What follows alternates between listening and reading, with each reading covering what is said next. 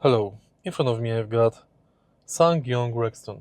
In this video I'll show you how to enter driving assistant menu.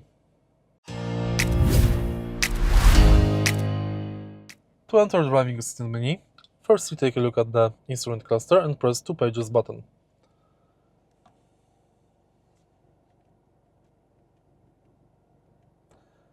Driving assistant menu is located here. Here you can find if lane assistant warning is on or off, if hill descent control is enabled, traction control disabled, parking sensors are on, and more. If you find this video helpful, please leave like, comment, and subscribe.